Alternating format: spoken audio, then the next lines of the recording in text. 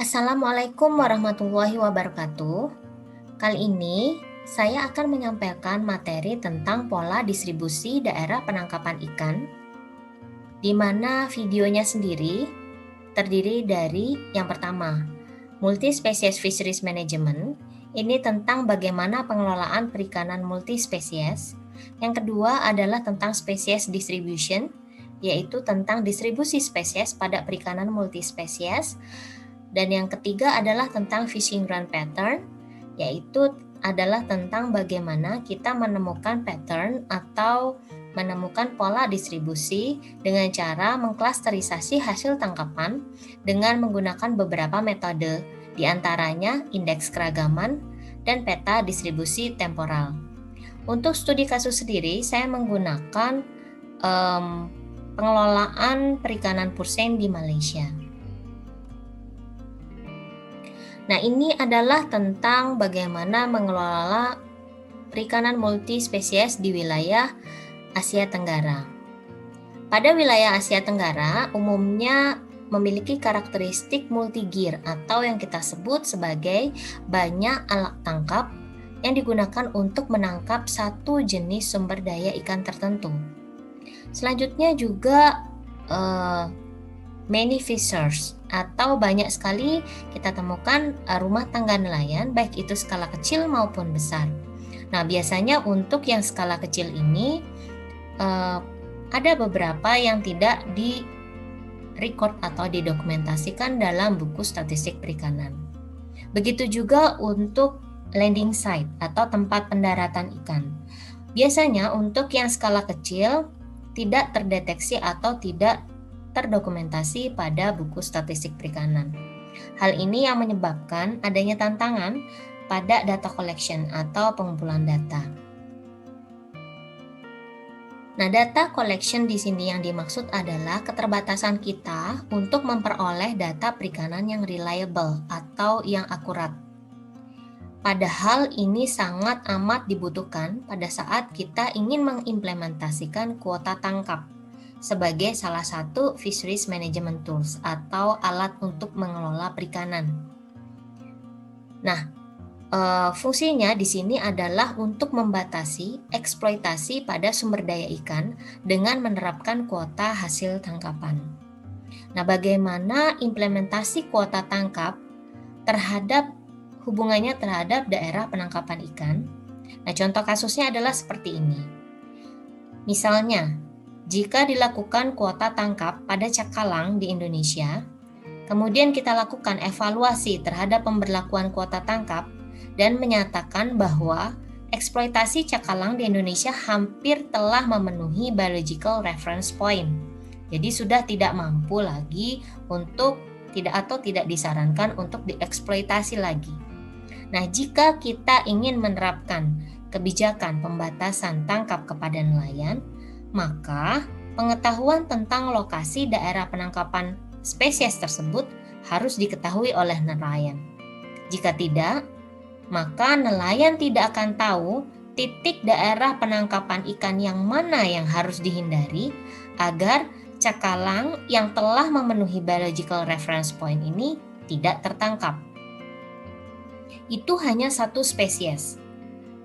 Namun bagaimana jika kuota tangkap diberlakukan untuk beberapa spesies, di mana satu titik ini merupakan habitat dari beberapa spesies? Kemudian pertanyaannya, apakah mungkin memberlakukan kuota tangkap untuk seluruh sumber daya ikan? Jawabannya bisa mungkin jika kita mengetahui beberapa stok yang kita miliki, biomas per spesies. Jadi kita tahu berapa jumlah ikan yang ada di dalam laut. Kita bisa mengestimasi. Kemudian yang kedua adalah jika kita mengetahui sebaran atau distribusi sumber daya ikan per spesies. Jadi kita tahu di mana lokasi ikan tertentu pada daerah tertentu. Namun jawabannya bisa tidak mungkin jika kita tidak mampu mengetahui biomas sumber daya ikan per spesies. Dan kita tidak mampu pula melokalisasi distribusi sumber daya ikan per spesies atau bisa juga grup spesies yang lebih kecil. Nah, jika kita ambil benang merahnya, maka yang kita butuhkan di sini adalah untuk memberlakukan kuota tangkap di seluruh SDI ini adalah yang pertama karena distribusi spesies. Jadi informasi ini kita harus miliki. Dan yang kedua adalah biomas. Jadi berapa jumlah ikan yang ada di dalam laut. Ini bisa kita peroleh dengan cara single species conventional stock assessment. Ini bisa kita peroleh dengan beberapa model surplus produksi, misalnya model Schaeffer atau Fox.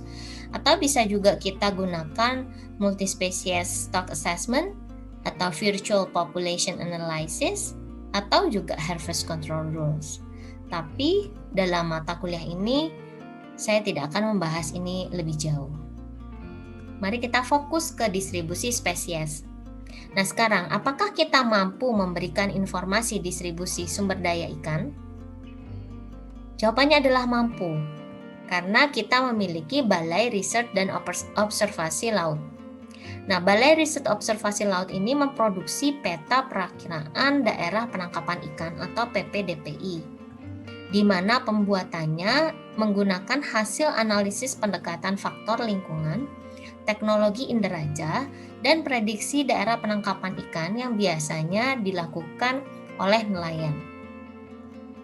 Kemudian kita akan mendapatkan peta PDPI yang dapat diakses secara real time. Apakah saja yang bisa diterbitkan oleh PPDPI? Jadi yang pertama adalah peta PDPI Pelabuhan Perikanan. Nah, ini diperuntukkan untuk nelayan tradisional atau one day fishing, di mana hanya beroperasi 1 hari saja, tidak terlalu jauh dari wilayah pesisir.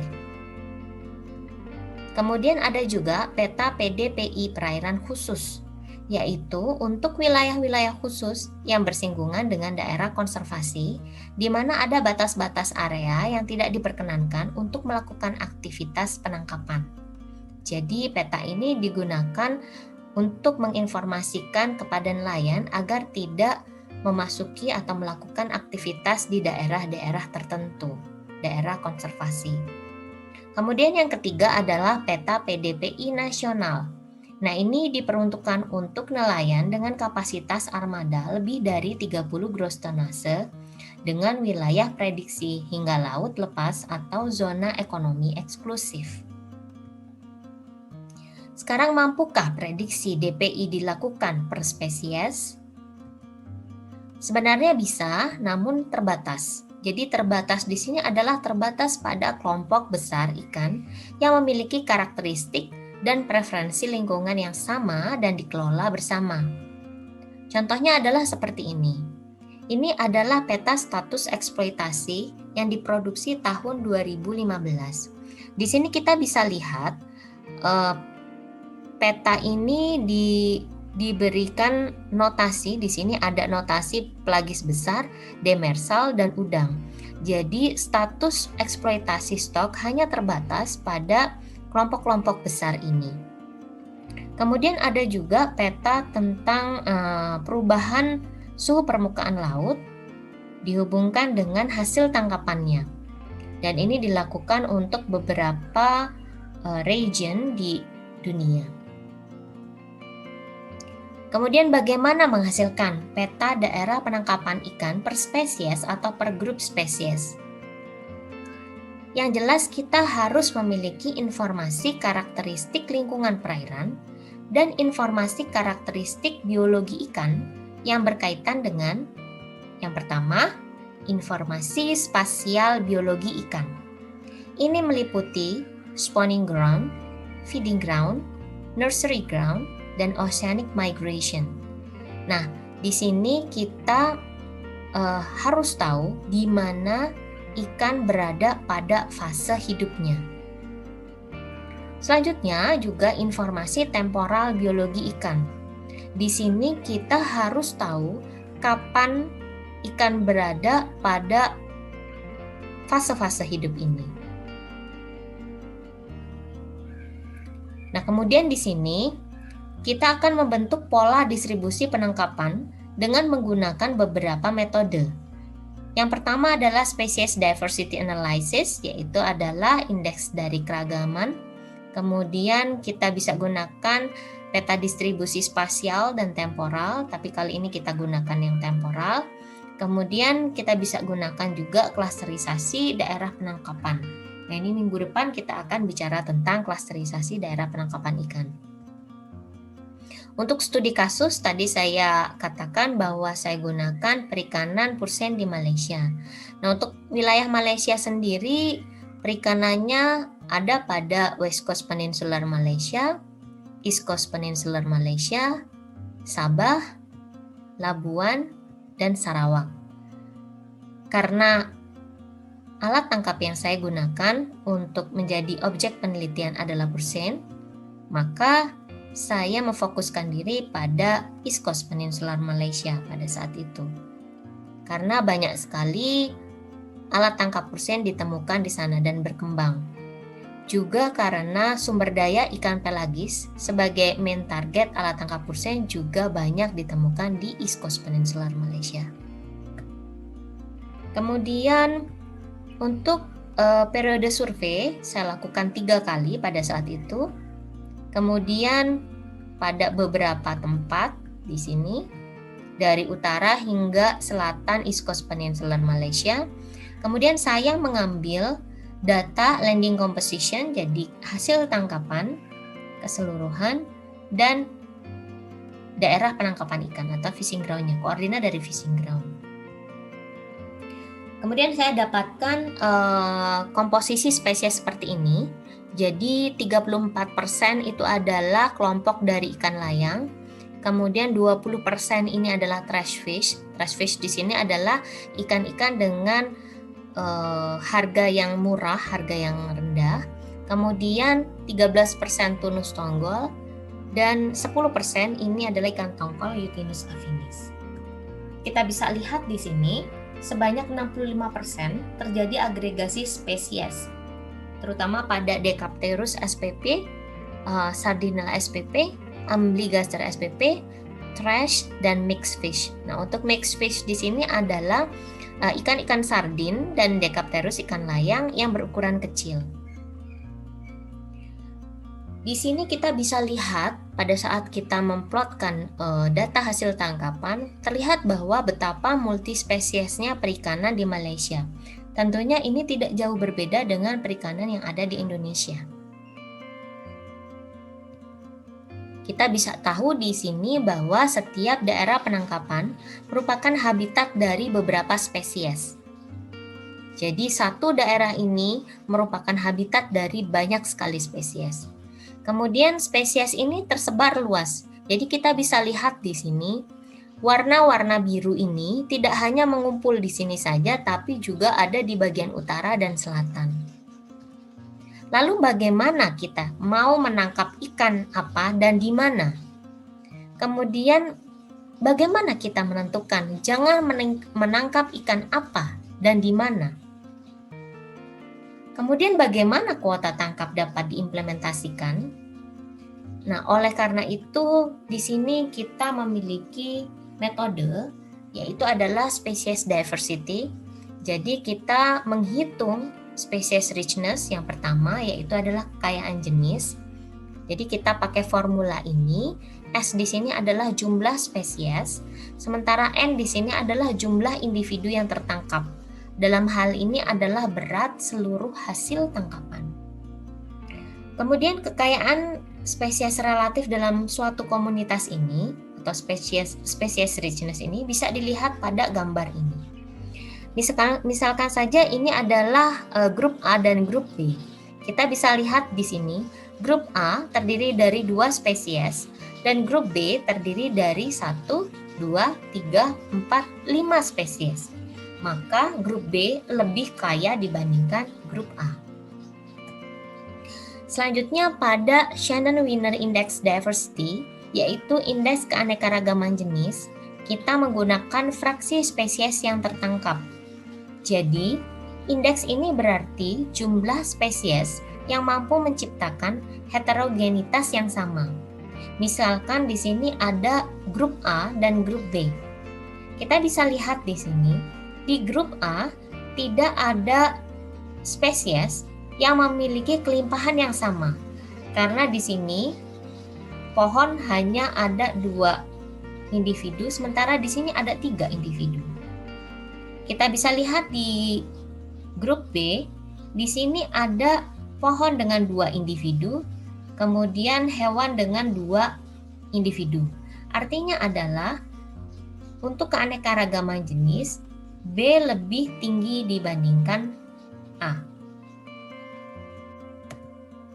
Selanjutnya pada plotting. Nah, ini di sini kita bisa memplot bagaimana kondisi spesies diversity dari suatu perairan tersebut. Jadi kita bisa lihat di sini, ini adalah indeks kekayaan jenis, sementara di sini adalah indeks keanekaragaman jenis.